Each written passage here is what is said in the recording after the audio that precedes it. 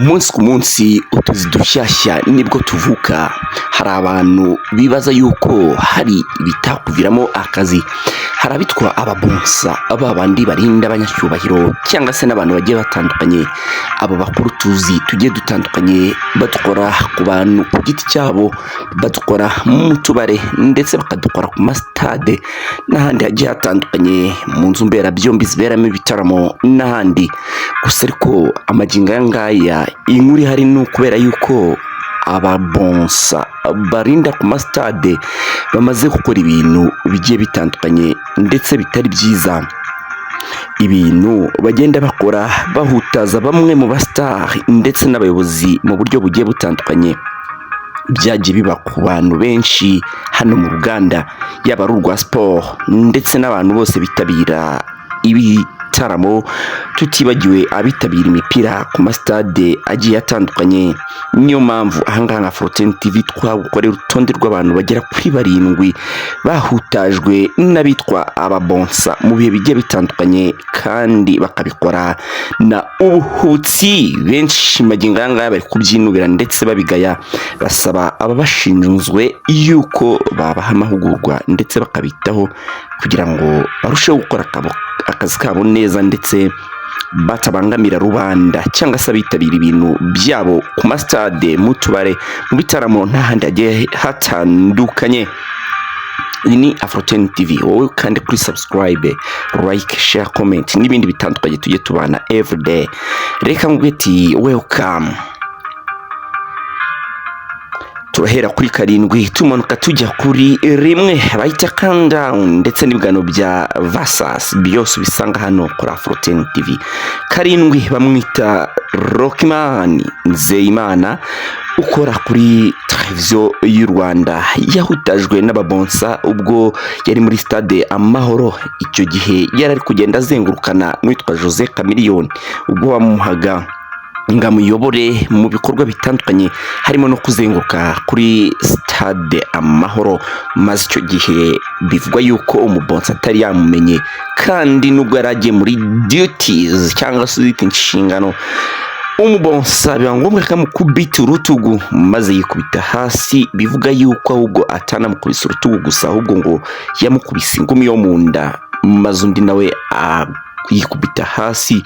Ni ibintu byateje saga mu bihe bitandukanye, maze abantu bavayo batangira kwataka bano basore bavuga yuko bakora akazi k'imbaraga ariko ngo nta bwenge bashyiramo, aho kugira ngo bashyiremo ubwenge bakoresha imbaraga gusa. Ari imwe mu mpamvu magingo aya ngaya benshi mu itangazamakuru babigarutseho bifuza yuko bahabwa amahugurwa ahagije kugira ngo babashe gukora akazi kabo badahungabanya umutekano wa rubanda.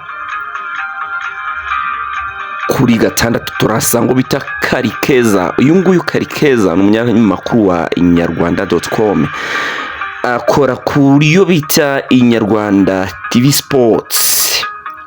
Akunze gufata amashusho, ama-interview ndetse n'inkuru zitandukanye za ruhago ku bibuga by'imipira y'amaguru aba habereye imikino ikomeye. Hose urahamusanga cyane cyane muri Kigali. Rero uyu bita Karikeza wa Nyarwanda muri weekend ishize nibwo yatatswe n'ababonsa ubwo yaragiye gukoresha interview umukinnyi wa Rayon Sport, maze baza bamukubita seniri bamwigizayo ndetse basunika n'amakamera. Benshi bagarutseho bavuga ati uyu musore nta bwenge afite, uyu mubonsa nta bwenge, ko yaza kumenya ubwenge ntabwo yari ko ari gusunika kamera inyarwanda.com igura hejuru y'ibihumbi 5 by'idolari, asaga 8 miliyoni z'amanyarwanda yose, ati akaza kuyakiniraho. Ni ibintu byabaye shock ku bantu bose bavuga ati uyu musore ntabwo yari afite ubwenge, ahubwo yaza kumenya ubwenge ntabwo yari kuba ari gukora ibintu nk'ibi. Ati kuko uramutse umennye lens y'ikamera, ese kampani ukorera yavamo amafaranga 8 miliyoni zo kwishyura inyarwanda.com. gatanu turasanga witwa Nkurunziza Ruvuyanga Emmanuel. Uyu nguyu we ni umunyamakuru wa RBA kuri Radio Rwanda. Uyu umugabo yogeza imipira ku mastade agiye atandukanye, cyane cyane yamenyekanye mu mikino yo mu Rwanda, yogeza ku mastade agiye atandukanye hirya no hino mu gihugu cy'u Rwanda hose. Nawe ubwo yari kuri stade Amahoro yagiye kogeza umupira, umubonsa akaza amutera icyitwa seniri amwigizayo. Ni ibintu bitashimishije abantu muri rusange.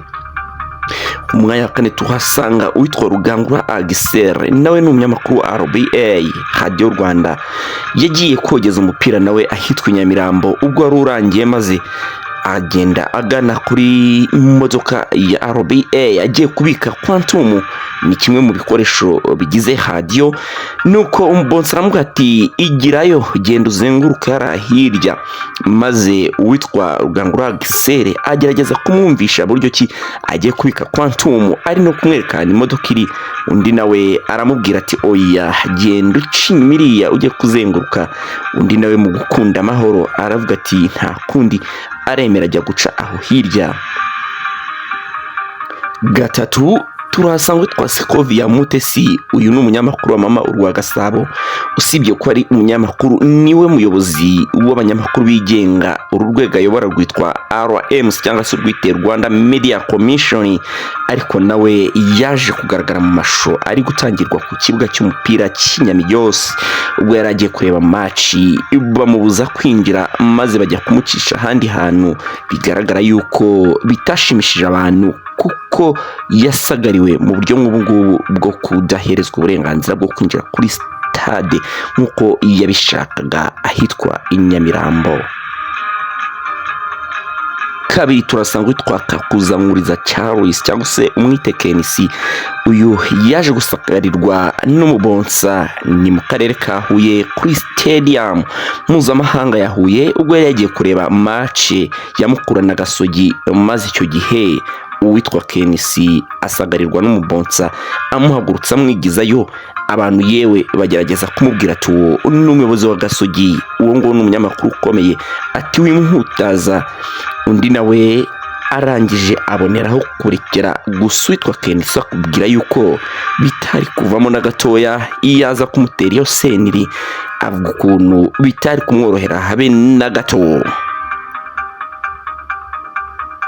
Tumanuka bayita countdown, twayere kuri 7 tugeze kuri 1. Guess who? Ninde wundi wasagariwe n'aba batwita yuko ngari ababonsa bakora ku mastade agiye atandukanye. Haro bita Afande General Mubaraka Muganga ubwo yari vice president w'ikipe ya APR. Icyo gihe nawe yigeze kwangirwa kwinjira n'ababonsa. Yari yambaye igisivili, atambaye imyenda y'imuzangano ya gisirikare. Ariko mana we, guhagarika Afande, guhagarika General. Ubu ngubu witwa Afande Mubaraka Muganga nawe numwe mu bayobozi b'icyubahiro b'ikipe ya APR, ndetse magingo ngaya akaba ari umugaba w'ingabo z'u Rwanda. Ibaze nawe bonsa kuba uri ku kibuga utazi generale, utazi umuyobozi w'ikipe, utazi umunyamakuru w'igitangazamakuru gikomeye nka RBA, utazi umuyobozi wa RMC, utazi umuntu nka Kenisi, utazi ugiye gutangira niba ari perezida w'ikipe, niba ari perezida w'abanyamakuru, niba ashinzwe ikintu runaka, ukabura aho ngaho. Ibi ni ibintu bimaze iminsi biri kwinubirwa mu itangazamakuru, bavuga yuko bidakwiriye rwose. Aba basore bakora nk'amarobo, aho kugira ngo bakore nk'amarobo bakwiye gufata amahugurwa bakajya bakora ibintu bize, ari byo byabafasha kugira ngo akazi kabo karusheho kugenda neza. Ni byinshi babivugwa, byose tugaruka ku countdown, tutibagiwe ndetse n'amaverses n'amateka y'ibyamamare. Iyi ni Afro10 TV, wowe ugomeze stay in touch. Let me tell you, hasta la vista.